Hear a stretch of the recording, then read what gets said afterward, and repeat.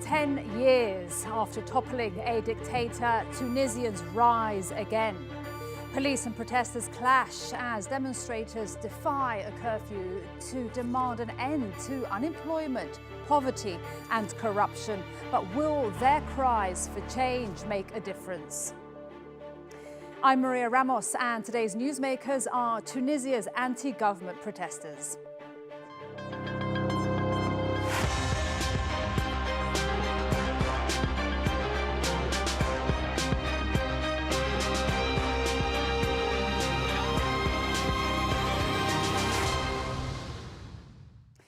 Tunisia was hailed as one of the few successes of the Arab Spring.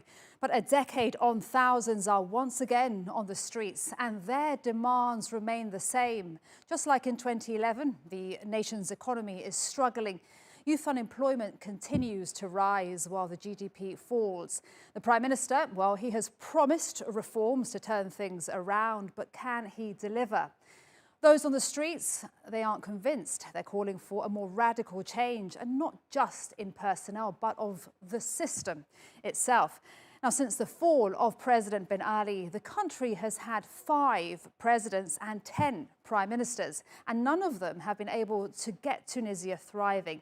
So what can this government do to make things better and restore people's faith in their leadership? That debate in a moment, but first, Natalie Pahonen has this report.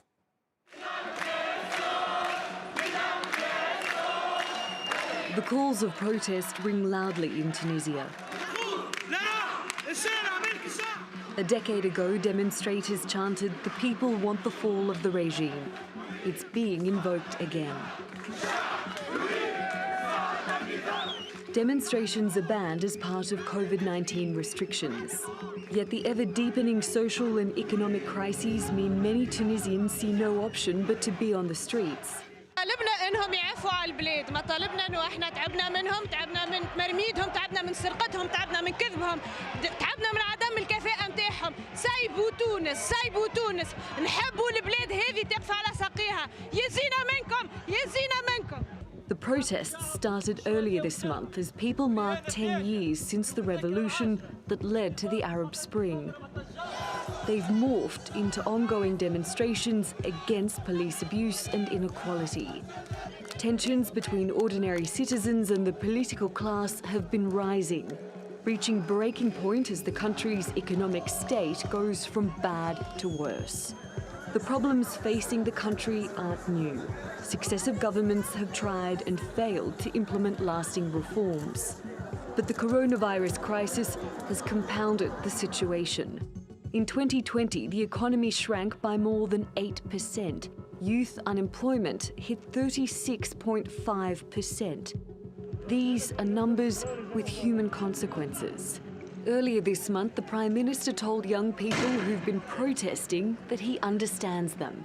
صوتكم مسموع وغضبكم مشروع ودوري ودور الحكومة أن نعمل على جعل مطالبكم واقعاً وأن يصبح الحلم في تونس ممكناً والأمل هو القاعدة. But this week, as lawmakers were about to vote on a new government, this was the scene outside Parliament. The anger is palpable. Years of politicians' promises to improve living and social conditions haven't led to much real change on the ground. Whether it's in rural or urban areas, there is a collective sense of despair. برا كورونا عباد قاعده تموت كونفيرمون من الاربع نضروا فيها كان نحن صاحبي ما فماش منها اللغه ذي نحن لا على بالنا لا بكورونا لا بحد شيء يعطونا ناكلوا صاحبي وخدونا نخدموا على رواحنا. That's a sentiment that is echoing across the world right now. But what sets Tunisia apart is that this is a cry that has been made for more than a decade, and the people here are still calling on those in power to answer it. Natalie Pahonen, the Newsmakers. Let's cross over to Tunis now, where I'm joined by Radwan Masmoudi. He's a member of the Ennahda party and president of the Center for the Study of Islam and Democracy. Nawres Douzi is a political and human rights activist who's been taking part in the anti-government protests. And Ghaya Ben Mbarek is a journalist who's been following the recent unrest in Tunisia. Welcome to you all. Nawres, you've been protesting. Tell us why.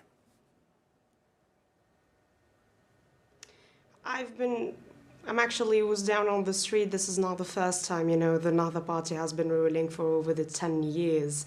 I've been down to the streets to denounce the police brutality that was, because we have a lot of young members and young protesters that has been beaten up.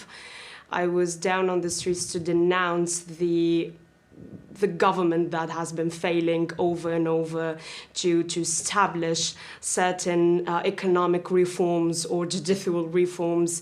It's just, I've been protesting because basically we have had enough. You've had enough. Ghaya, you've been documenting the protests. What have people been telling you?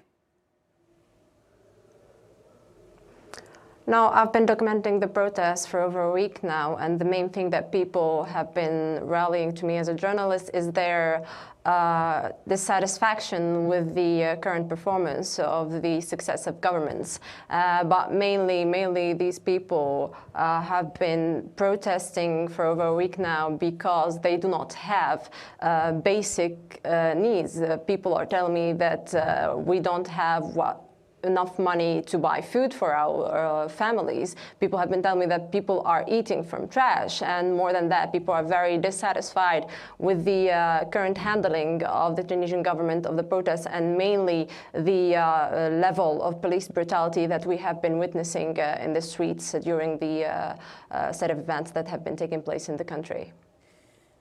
Radwan Masmoudi, you've heard there what people want from the streets. What is the government going to do? Well, I think that, first of all, we have to acknowledge that the economic situation, the social situation, and the health situation in Tunisia right now is definitely a very difficult one, and that there are many people in the lower echelon of the economy who are suffering. Unemployment has risen in the past year, and so there are a lot of people who are really hurting, and I think the government does need to do more to help the poor people, those who are unemployed, to give them some immediate assistance, to allow them, especially when the government imposes restrictions on working or traveling or closing a lot of institutions and hotels and restaurants, etc.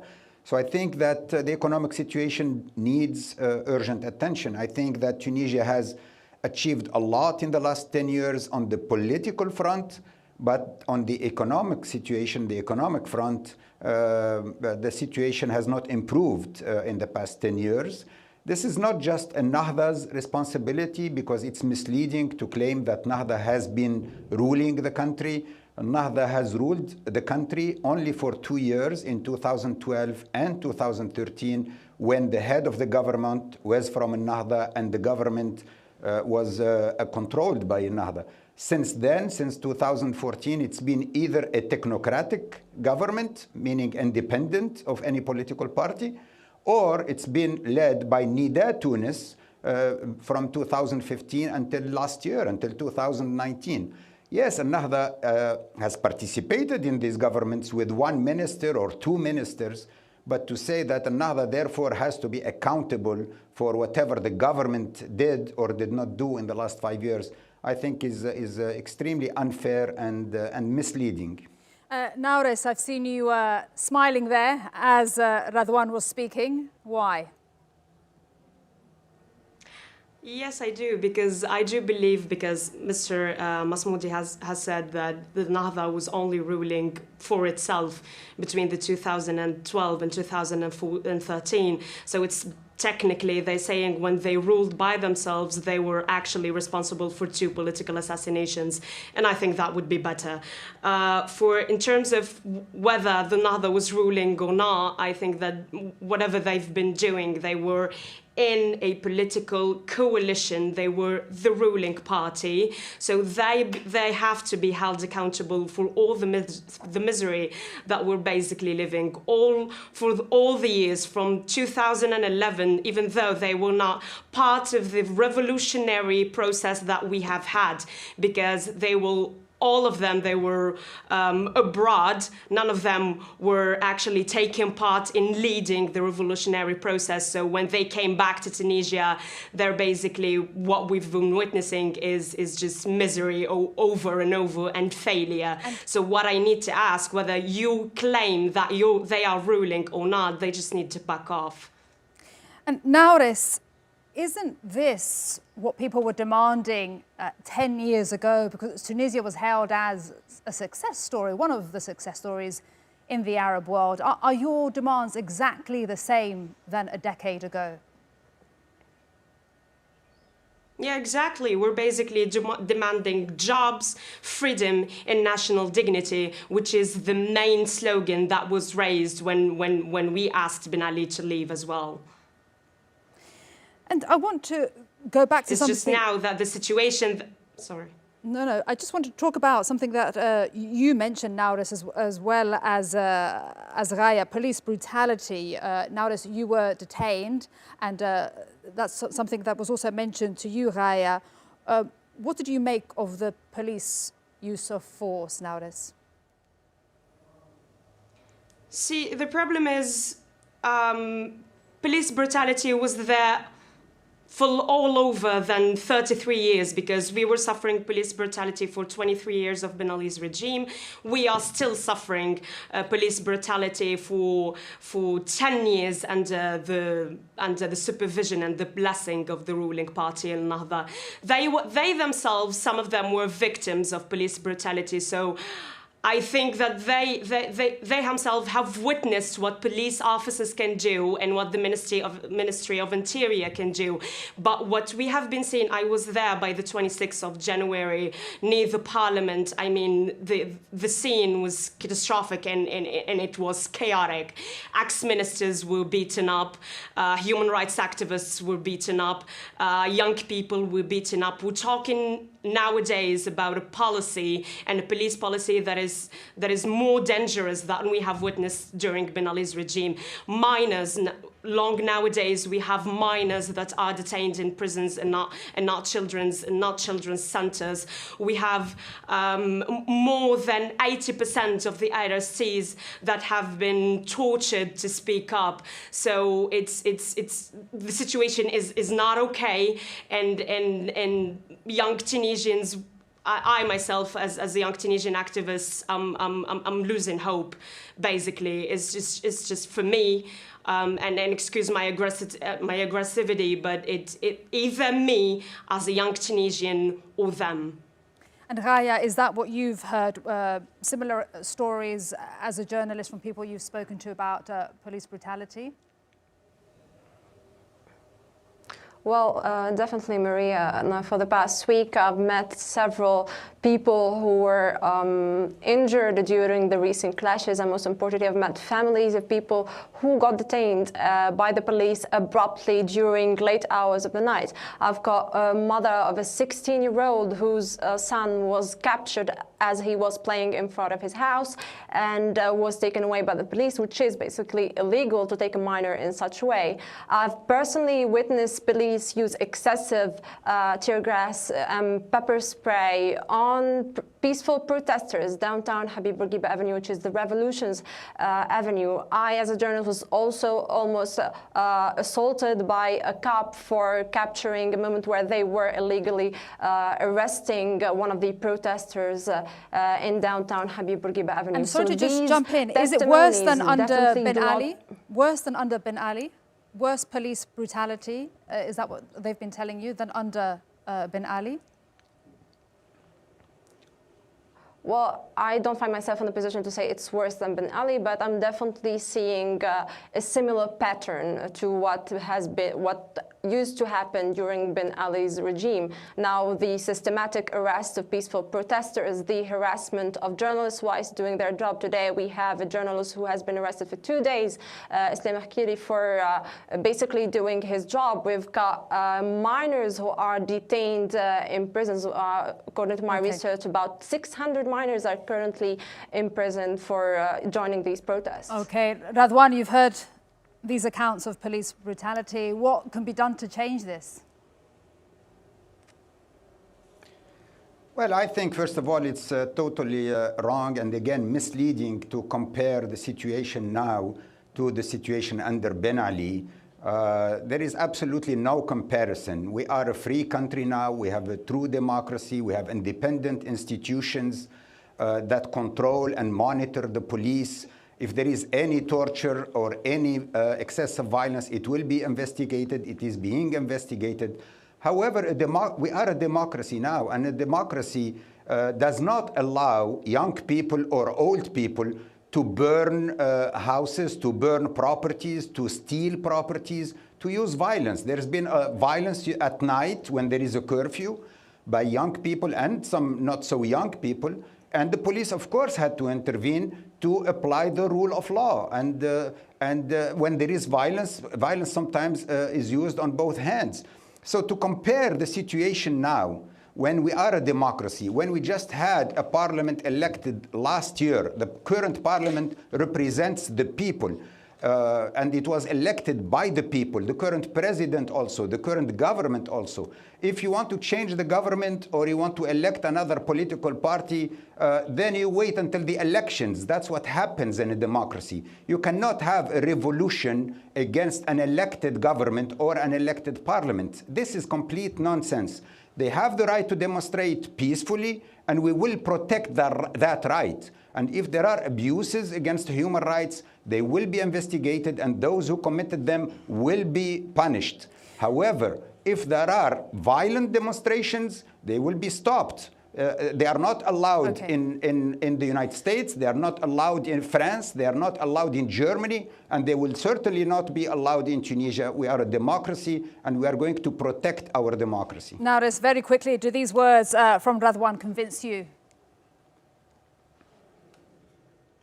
Well, of course not. I think that Mr. Masmoudi has need to re-step what he has been saying, because from 1,400 arrestees, we only have 60 people who were held accountable, and they were basically busted for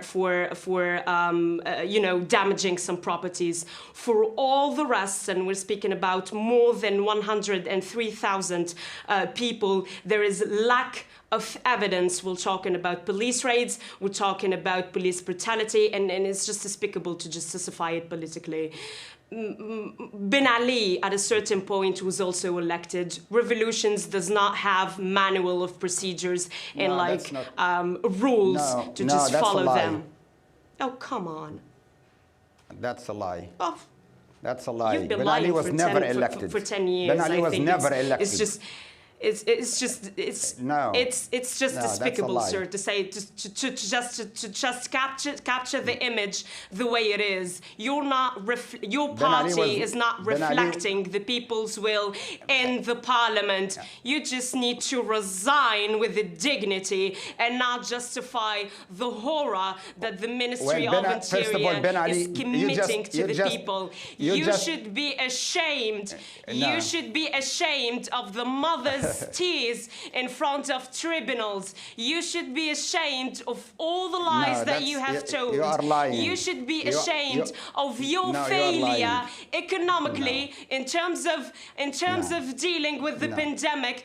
The numbers are saying that you're a bunch of losers. It's not me. We will be protesting day and night against your policies, and I personally advise you just to back off, sir. Just your party need for once to back off. Radwan, does Nawres have a point with regards to the government system? Is it working, given these numbers? You've had an incredible revolving door of leaders. the numbers are 1 per year and 3 in the last 12 months.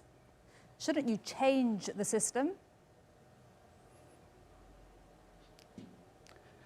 Well, yes, of course, there are improvements that need to be made by the government and in the government, and we need to change many laws, including the law on elections, in order to have more stable governments. Right now, this government does not belong to any party. It is by independent people who are not accountable to anybody. And this is not right. This is not the way it should be. And so we are trying to change the laws on elections and the laws on political parties in order to have more stable government.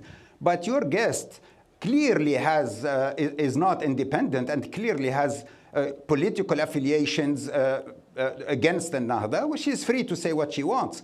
But in a democracy, there is no revolution. There is a right to protest, which will be protected, but you cannot overthrow the current regime or the current government simply by protesting. If you protest peacefully, we will protect you. If you use violence against anybody, you will be punished, you will be arrested, and you will go to jail. That's how democracy works all over the world. Look at Washington, D.C. today. It is protected by 25,000 soldiers. 25,000 are protecting Washington against people who supported Trump and who attacked the Congress. I want to and bring we have in clear Ghaya. information that the demonstrators yesterday wanted to attack the parliament, and that's why we had a large number of police to protect the parliament from these demonstrators. Ghaya, do you think Tunisia should be given more time? It is a fairly young democracy. Well, definitely, but more time does not mean that we should allow a lockdown on the street, in the places surrounding the parliament and in the places in Habib Bourguiba Avenue, which holds clear symbolic meaning to Tunisians, and not allow protests. This is like Mr. Masmoudi is presenting quite a very typical image that the government has been displaying in the recent days, which is like labeling all these protesters as merely a bunch of looters. It is clear that Mr. Masmoudi did not go on the street and actually meet with these people. These people have expressed clear demands of social justice, have expressed clear demands of the persecution of the people who have been committing police brutality. We have witnessed on the street, it comes as striking to see police equipped with such heavy armory and water cannon to be used against peaceful protesters in the middle of the day and even during the night. Now, we've seen police shoot tear gas canisters against protesters and non-protesters in their own homes. We have a 21-year-old who just passed away in Spitla Gasrin after getting hit with a tear gas canister and having been in the ICU for several days.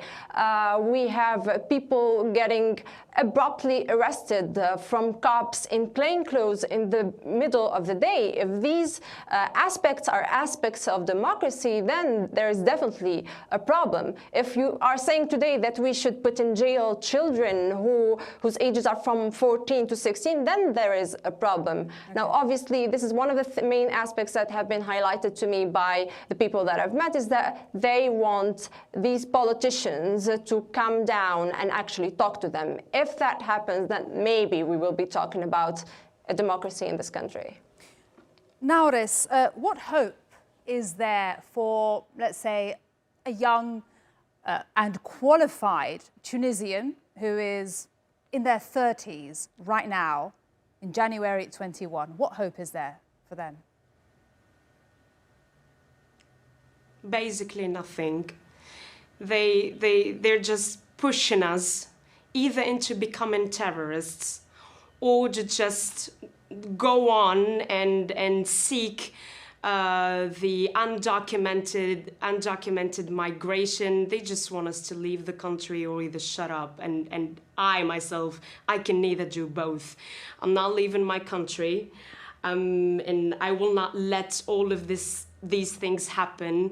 I will protest peacefully day and night until someone or some political party does have the decency to just keep on what they have sworn to be at their service, at our service, and at the service of the country. Radwan, what hope is there for a young and qualified Tunisian right now? And given this really shocking statistic that last year more people migrated from your country to Italy than from Libya, war-torn Libya to Italy. So what hope is there for them? It's just Well, I vague. think that it's not only that. I'll give you another statistic. That question to Radwan. Let's get his reply if we could. Okay. Yeah, I think that it is important that we say the truth and we face reality. Last year, 2020, has been a very difficult year for Tunisia and for the Tunisian economy. I definitely understand young people's anger because they've been unemployed, many of them for 5 or 10 years and some longer. This needs to change quickly. We need to change to develop the economy. We need to encourage investment. We need to make we need to fight corruption in Tunisia, where we haven't really made any progress or very little progress in fighting corruption in Tunisia. So there are a number of challenges that we need to face. However, those who want to demonstrate peacefully, they are welcome to stay and to demonstrate peacefully. They can join organizations, they can join political parties. Radwan, I'm afraid I'm going to have to jump in. We have run out of time. I wish we did have more time for this. It is a fascinating debate. I thank you all for your time. Radwan, Nawres and Ghaya, thank you for speaking to us from Tunis. And to our viewers, thank you for watching. See you next time on The Newsmakers. Bye-bye.